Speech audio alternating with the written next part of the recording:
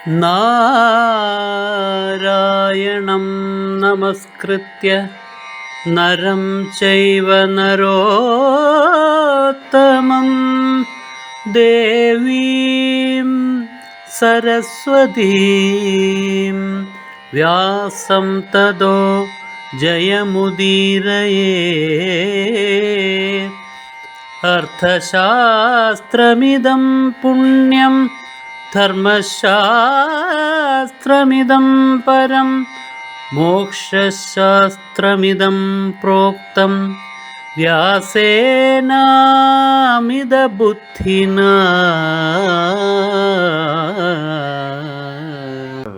ഒരധ്യാപകന്റെ നിലയിൽ നിന്നുകൊണ്ട് അദ്ദേഹം സംസാരിക്കുന്ന രാജാവിനോടും അതേപോലെ യുവരാജപ്പട്ടം സ്വയം കെട്ടി നടക്കുന്ന ദുര്യോധനാദികളോടുമാണ്. അപ്പോൾ അതിൻ്റേതായ രീതിയിൽ വളരെ സ്പഷ്ടമായിട്ട് അദ്ദേഹം പറഞ്ഞു കേൾപ്പിച്ചു. യഥാ പ്രവൃത്തി ദഗ്ധാസ്തേ കുന്തിഭോജ സുതാസുത തഥാ പ്രവൃത്തി ഗാന്ധാരെ ന ശക്നോമി അഭിവീക്ഷിതും ലോകേ പ്രാണഭൃതാം കഞ്ചിത് ശ്രുത്വാ കുന്തിം തഥാഗതാം. ഭീഷ്മൻ പറയാണ് തൻ്റെ ദുഃഖം. എപ്പോഴാണോ കുന്തിഭോജന്റെ മകളുടെ മക്കൾ, കുന്തിയുടെ മക്കൾ അവിടെ അരക്കില്ലത്തിൽ കിടന്ന് വെന്ത് മരിച്ചുപോയി എന്നുള്ള വാർത്ത അറിഞ്ഞത്, ആ നിമിഷം മുതൽ ഈ ലോകത്തിൽ ആരൊക്കെയാണോ ശ്വസിക്കുന്നത്, ആരൊക്കെയാണോ പ്രാണനോടുകൂടിയവരായിരിക്കുന്നത്, അവരുടെ ആരുടെയും മുഖത്ത് നോക്കാനുള്ള ധൈര്യം എനിക്ക് നഷ്ടപ്പെട്ടു. ഞാനെങ്ങനെ നോക്കും? അച്ഛനില്ലാതെ വളർന്ന ആ കുഞ്ഞുങ്ങളെ സംരക്ഷിക്കുവാനുള്ള ചുമതല എനിക്കുണ്ട്. ഞാൻ പിതാമഹനാണ്. ഇത് അതിനകത്ത് അടങ്ങിയിരിക്കുന്നു. താൻ പരാജയപ്പെട്ടു കൊച്ചുമക്കളെ രക്ഷിക്കുന്ന കാര്യത്തിൽ. അവർ അനാഥരെ പോലെ അരക്കില്ലത്തിൽ കിടന്ന് വെന്തു മരിച്ചു. കുന്തിഭോജന്റെ മകളും മരിച്ചു. ഈ ചന്ദ്രവംശത്തിന്റെ മരുമകളാണ് കുന്തി. ആ കുന്തിയും മരിച്ചു. അവർ തീയിൽപ്പെട്ട് മരിച്ചു എന്നറിയുമ്പോൾ ഏറ്റവും ലജ്ജിതൻ ഞാനാണ്, ഏറ്റവും കുറ്റബോധമുള്ളവനും ഞാനാണ്. അവരെ രക്ഷിക്കാൻ എനിക്ക് സാധിച്ചില്ലല്ലോ എന്നുള്ള കുറ്റബോധം, ഈ ദുര്യോധനാദികളുടെ കാപട്യം മുൻകൂട്ടി മനസ്സിലാക്കാൻ എനിക്ക് കഴിഞ്ഞില്ലല്ലോ എന്നുള്ളതായ കുറ്റബോധം. ആ നിമിഷം തൊട്ട് ഈ കുരുകുലത്തിൽ ജനിച്ചവരുടെ മുഖത്ത് നോക്കാനുള്ള ധൈര്യം എനിക്ക് നഷ്ടപ്പെട്ടത് മാത്രമല്ല, ഈ ഭൂമിയിൽ ഒരു മനുഷ്യന്റെ മുഖത്ത് നോക്കാനുള്ളതായ ശക്തി എനിക്ക് ഇല്ലാതായി തീർന്നു. കുന്തി ഇങ്ങനെ കൊല്ലപ്പെടുന്നത് ഒരിക്കലും അംഗീകരിക്കാനാവുന്നതല്ല. കുന്തിയുടെ മക്കൾ, പാണ്ഡുവിന്റെ മക്കൾ അനാഥരെ പോലെ കൊല്ലപ്പെടുന്നത് അംഗീകരിക്കാൻ കഴിയുന്നതല്ല. അല്ലയോ ദുര്യോധന, ഇതിനൊരു ധ്വനിയുണ്ട്. അല്ലയോ ദുര്യോധന, നീ അവരെ ഈ പ്രകാരത്തിൽ ചതിച്ചു കൊന്നതിന് ശേഷം ലജ്ജിക്കേണ്ടവനാണ്. നീ കുറ്റബോധത്താൽ ലജ്ജിച്ച് തലതാഴ്ത്തേണ്ടവനാണ്. അതേപോലെ ഇത് ധൃതരാഷ്ട്രനുള്ളതായ അതിശക്തമായിട്ടുള്ള ഒരു ശിക്ഷണ നടപടിക്ക് തുല്യമായുള്ള വാക്യം കൂടിയാണ്. എല്ലാ പ്രജകളെയും രക്ഷിക്കേണ്ട ചുമതല രാജാവിനുള്ളതാണ്. പ്രജകളെ ഉപദ്രവിക്കാനല്ല രാജാവ്. ഈ പ്രജയെന്ന് പറഞ്ഞു കഴിഞ്ഞാൽ സ്വന്തം അനുജന്റെ ഭാര്യയും അനുജന്റെ മക്കളും, ഈ രാജ്യത്തിന്റെ അവകാശികൾ. അതിലെ അടുത്ത കിരീടം വെക്കേണ്ടയാൾ യുധിഷ്ഠിരൻ. അവർക്ക് ഇങ്ങനൊരു ഗതികേട് ധൃതരാഷ്ട്രൻ തന്നെ ശില്പം ചെയ്തു വച്ചു. അതിൽ ധൃതരാഷ്ട്രൻ ലജ്ജിക്കണം. രാജാവിന്റെ മുഖത്ത് നോക്കി പറഞ്ഞതിന്റെ അർത്ഥം അതാണ്, അങ്ങ് ലജ്ജിക്കണം. അത് ലജ്ജിച്ചില്ല എന്നുണ്ടെങ്കിൽ അതിന്റെ ദോഷം, അതിന്റെ കുറവ്, അതിന്റെ ആ അപരാധം അവരിലുള്ളതാണ്. കൃത്യമായിട്ട് ആ ചെയ്ത കർമ്മത്തിന്റെ പ്രതി ആരാണ് എന്ന് ആ സഭയിൽ രാജാവും കൗരവാദികൾ, ദുര്യോധനാദികൾ 4 പേരും, ഭീഷ്മനും ദ്രോണനും അതേപോലെ വിതുരനും മാത്രമേ ഉള്ളൂ. ഇവർ ഒരുമിച്ച് ചേർന്നുള്ളതായ ആലോചനയാണ്, മറ്റാരും ഇത് കേൾക്കുന്നില്ല. അവരടങ്ങി അവിടുത്തെ ഏറ്റവും പ്രധാനപ്പെട്ടതായ ഒരു സഭയാണത്. അവർ മാത്രമടങ്ങിയ സഭയിൽ വെച്ച് നേരിട്ട് അവരുടെ കുറ്റം അവരുടെ മുഖത്ത് നോക്കി പറയുകയാണ് ഭീഷ്മൻ, പറയേണ്ട രീതിയിൽ വ്യംഗ്യമര്യാദയിലും. എന്നാൽ ആ വ്യംഗ്യം മറഞ്ഞു നിൽക്കുന്നതല്ല, വളരെ പ്രകടമായ വ്യംഗ്യം, വാച്യം പോലെ തന്നെ പ്രകടമായ വ്യംഗ്യത്തിൽ രാജാവിനോട് പറയേണ്ടതായ പരിധി കടക്കാതെ, എന്നാൽ വാച്യം പോലെ തന്നെ വ്യക്തമാകുന്ന വ്യംഗ്യത്തിൽ അദ്ദേഹം സ്പഷ്ടമായിട്ട് പറഞ്ഞു വെച്ചു. എന്നിട്ട് ഒന്നുകൂടി അദ്ദേഹം പറയുന്നു, നചാപി ദോഷേണ തഥാ ലോകോ മന്യേത് പുരോജനം യഥാത്വാം പുരുഷവ്യാഘ്ര ലോകോ ദോഷേണ ഗച്ഛതി. ദുര്യോധനോടും അദ്ദേഹത്തിന്റെ കൂട്ടുകാരോടും ധൃതരാഷ്ട്രനോടുമുള്ള വാക്യമാണ്. ഈ ലോകത്തിലുള്ളതായ ആളുകൾ പുരോജനനെ, അവനാണല്ലോ അരക്കില്ലമുണ്ടാക്കി ഇവരെല്ലാം കൊല്ലാൻ വേണ്ടിയിട്ട് ഈ പദ്ധതികളെല്ലാം നടപ്പിലാക്കിയത്. ആ പുരോജനെ കുറ്റക്കാരനായി കാണുന്നു. അവർ അവന്റെ പുറത്ത് കുറ്റം ചാത്തുന്നു, അവനെ അവർ ശപിക്കുന്നു. പക്ഷേ നാട്ടുകാര് എത്ര ശക്തിയോടുകൂടിയിട്ടാണോ പുരോജനനെ ഈ പ്രകാരത്തിൽ കുറ്റവാളിയായിട്ട് കണ്ട് അയാളെ അപഹസിക്കുന്നത്, അയാളെക്കുറിച്ച് അതിശക്തമായിട്ട് അയാളുടെ കുറ്റങ്ങൾ പ്രഖ്യാപിച്ചുകൊണ്ട് സംസാരിക്കുന്നത്, അതിനേക്കാളേറെ കുറ്റവാളിയായി നാട്ടുകാര് നിന്നെ കാണുന്നു. എന്തുകൊണ്ടെന്നാൽ പുരോജനൻ തന്നിഷ്ടപ്രകാരം ചെയ്തതല്ല, അവനെ കൊണ്ട് ജയിച്ചതാണ്. ആര് ജയിച്ചു? ജയിച്ചത് നീയും ഈ രാജാവും കൂടി തന്നെയാണ്. അതാണ് പുരോജനനെ കുറ്റവാളിയായി കാണുന്നതിനേക്കാൾ നിന്റെ കൂട്ടുകാരെയും രാജാവിനെയും എന്നുകൂടി അർത്ഥം കുറ്റവാളിയായി ലോകം കാണുന്നു. അവർ നേരിട്ട് മുഖത്ത് നോക്കി ഈ സാഹചര്യത്തിൽ പറഞ്ഞില്ല എന്ന് വരും. അതുകൊണ്ട് അവർ നിന്റെ പക്ഷക്കാരാണ് എന്ന് ധരിക്കണ്ട. അതുകൊണ്ട് അല്ലയോ പുരുഷവ്യാഘ്ര, മനുഷ്യരുടെ കൂട്ടത്തിൽ വച്ച് കേമനാണ് ഞാൻ എന്ന് അഹങ്കരിച്ച് നടക്കുന്നവനെ, നീ മനസ്സിലാക്കിക്കൊള്ളുക ആളുകളുടെ ഹൃദയത്തിൽ നിന്റെ ചിത്രം എന്താണ് എന്ന്. തദിതം ജീവിതം തേഷാം തവ കിൽബിഷനാശനം സമ്മന്തവ്യം മഹാരാജ പാണ്ഡവാനാം ച ദർശനം. അല്ലയോ മഹാരാജാവേ, ധൃതരാഷ്ട്രനോട് പറയാണ്, അവർ മരിക്കാതെ, പാണ്ഡവന്മാരും കുന്തിയും മരിക്കാതെ ജീവനോടുകൂടി മടങ്ങി വരികയല്ലേ. അവർ ജീവിച്ചിരിക്കുന്നു എന്ന് അറിഞ്ഞത് തന്നെ അർജുനൻ ആ യന്ത്രക്കിളിയെ ഭേദിച്ചപ്പോഴാണ്. അപ്പോഴേ കൗരവന്മാർ ഞെട്ടിപ്പോയി. അവർ ജീവിച്ചിരിക്കുന്നു എന്ന് അറിയുമ്പോഴേക്കും യഥാർത്ഥത്തിൽ പാപത്തിന് ഒരു കുറവ് സംഭവിക്കും. കിൽബിഷനാശനം എന്നാണ് ഭീഷ്മൻ പറയുന്നത്. കിൽബിഷത്തെ, പാപത്തെ നശിപ്പിക്കുന്നത്.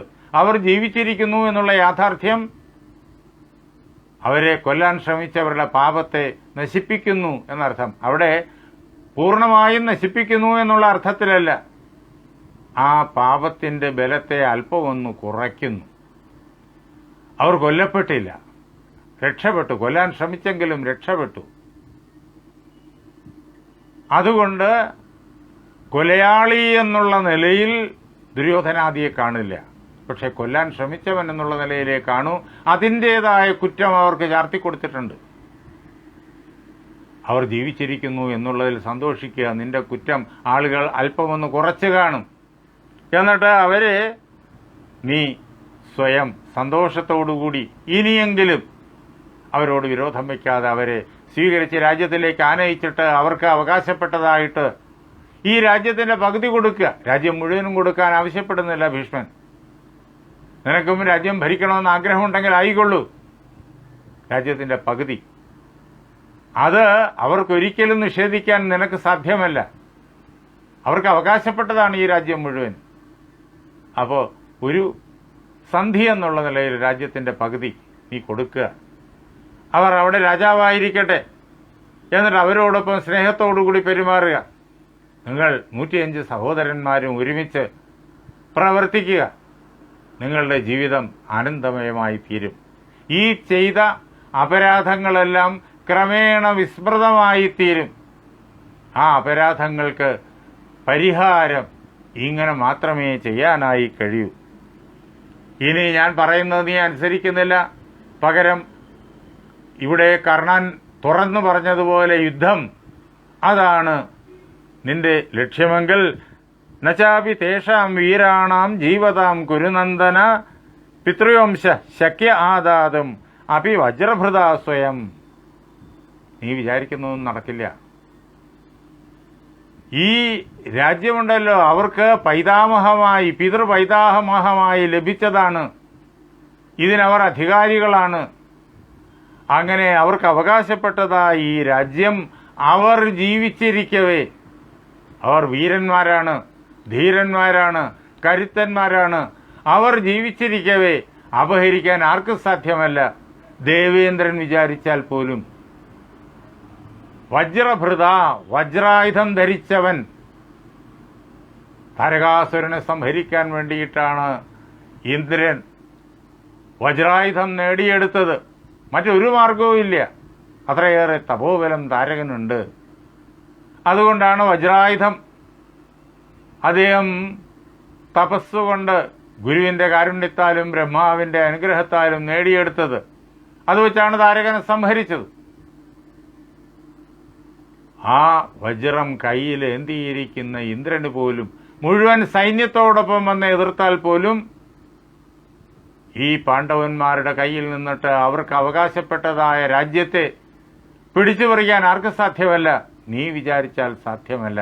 യുദ്ധത്തിനു വേണ്ടി നീ കൊതിക്കുന്നുണ്ടെങ്കിൽ അത് ഒരിക്കലും ഫലവത്താകില്ലെന്ന് മാത്രമല്ല, അത് നിനക്ക് ആപൽക്കരവുമായി തീരും. തേ സർവേ അവസ്ഥിതാ ധർമ്മേ സർവേ ചെയ്വ ഏകചേതസ. എന്തുകൊണ്ടവർ ജയിക്കുമെന്നതിന്റെ കാരണം പറയാണ്. അവരുടെ ബലം എന്താണെന്ന് പറയാണ്. അഭ്യാസബലവും ശാരീരിക ബലവും പ്രാണബലവും മാത്രമല്ല, അവരെല്ലാം ധർമ്മത്തിൽ ഉറച്ചു നിൽക്കുന്നവരാണ്. തേ സർവേ അവസ്ഥിതാ ധർമ്മേ. അവർ ഓർമ്മ വെച്ച നാള് മുതൽ ഇന്നോളം ധർമ്മത്തെ വിട്ട് ചിന്തിച്ചിട്ടില്ല, ധർമ്മമാർഗത്തെ വിട്ട് ചരിച്ചിട്ടില്ല, ഈ ലോകത്തിൽ ആരെയും വേദനിപ്പിച്ചിട്ടില്ല, ആരുടേതും അവർ അപഹരിച്ചിട്ടുമില്ല, ആരോടും കാപട്യം അവർ പ്രവർത്തിച്ചിട്ടുമില്ല. ധർമ്മത്തിന്റെ ആ ബലമുണ്ടല്ലോ, അതാണ് ഏറ്റവും വലിയ പടച്ചട്ട, അതാണ് ഏറ്റവും വലിയ ആയുധം. അതിനെ പരാജയപ്പെടുത്താൻ ലോകത്ത് ആർക്കും ആവില്ല. അതാണ് ഇന്ദ്രൻ പോലും അവരുടെ മുന്നിൽ മുട്ടുകുത്തേണ്ടി വരും. എന്ന് മാത്രമല്ല, അവരുടെ വേറൊരു പ്രത്യേകത എന്തെന്നറിയോ? Survey ചൈവ ഏകമാനസ, survey ചൈവ ഏകമാനസ. അവരൊരൊറ്റ മനസ്സോടുകൂടിയവരാണ്. 5 പേര്. 5 പേരാണ് സഹോദരന്മാർ. 5 പേരും 5 അഭിപ്രായക്കാർ, പരസ്പരം കലഹിക്കുന്നവർ, ഒരുമിച്ച് നിന്ന് പ്രവർത്തിക്കാത്തവർ ആണെങ്കിൽ എളുപ്പമാണ് പരാജയപ്പെടുത്താൻ. ഇതങ്ങനല്ല. അവരെ ഒറ്റക്കെട്ടായി ഒരു വ്യത്യാസവുമില്ലാതെ യുധിഷ്ഠിരന്റെ ആജ്ഞയെ ഒരു പ്രകാരത്തിലും ലംഘിക്കാതെ ശിരസാ വഹിച്ച് എന്തിനെന്ന് പോലും ചോദിക്കാതെ അനുസരിക്കുന്നവരാണ്. ധർമ്മനിഷ്ഠയും ഈ ഐകമത്യവും, ഇത് രണ്ടുമാണ് അവരുടെ ഏറ്റവും വലിയ ബലം. അതുകൊണ്ട് ഈ ലോകത്തിൽ ആർക്കും അവരെ പരാജയപ്പെടുത്താനാവില്ല.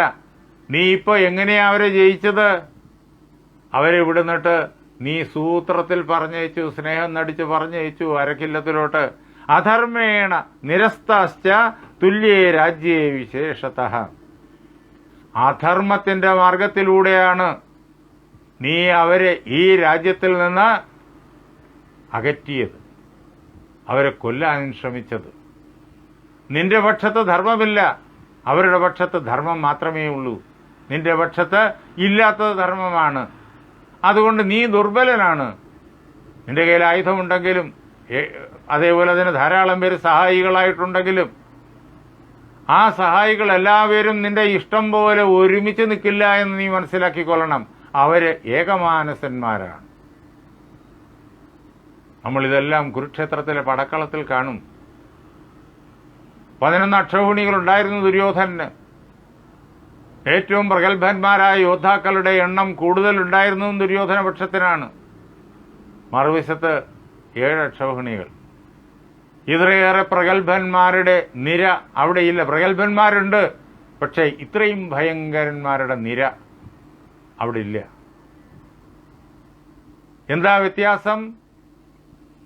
ആ 7 അക്ഷൗഹിണിയും ഈ സഹോദരങ്ങൾ 5 പേരും, ആ അക്ഷൗഹിണികളിലുള്ള എല്ലാ ആളുകളും ഏകമനസ്സായി യുധിഷ്ഠിരനെ ജയിപ്പിക്കുക എന്നുള്ള ആ ലക്ഷ്യത്തിൽ ഒരുമിച്ച് നിന്ന് പ്രവർത്തിച്ചു. നായകത്വം ദൃഷ്ടദ്യുമ്നനാണ് എന്നുണ്ടെങ്കിലും നയിച്ചത് കൃഷ്ണനാണ്. കൃഷ്ണൻ എന്തു പറയുന്നു അത് ചോദ്യം കൂടാതെ കണ്ട് എല്ലാവരും ചെയ്തു. എന്തിനൊന്നും ചോദ്യമില്ല.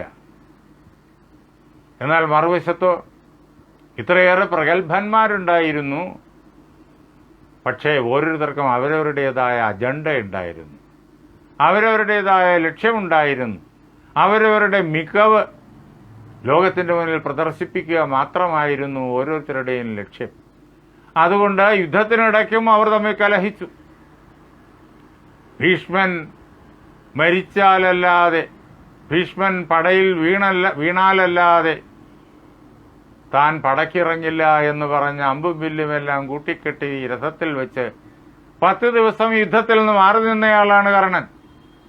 നമുക്കറിയാതെ കർണൻ ദുര്യോധന്റെ ഏറ്റവും അടുത്ത കൂട്ടുകാരൻ, ദുര്യോധനോട് ഏറ്റവും അടുത്തയാള്. കർണന്റെ ബലത്തിലാണ് ദുര്യോധൻ യുദ്ധത്തിനിറങ്ങിയിരിക്കുന്നത്. പക്ഷെ ആ കർണൻ ആദ്യത്തെ 10 ദിവസം യുദ്ധം ചെയ്തില്ല. എന്തുകൊണ്ട്? ഭീഷ്മനോടുള്ള അനിഷ്ടം. പറഞ്ഞു, ഈ ഭീഷ്മൻ ജീവിച്ചിരിക്കുവോളം കാലം, അല്ലെങ്കിൽ ഈ ഭീഷ്മൻ പടയിൽ വീഴാതിരിക്കുന്നിടത്തോളം കാലം, ഈ സൈന്യത്തെ നയിക്കുവോളം കാലം ഞാൻ ആയുധമെടുത്ത് യുദ്ധം ചെയ്യില്ല എന്ന്.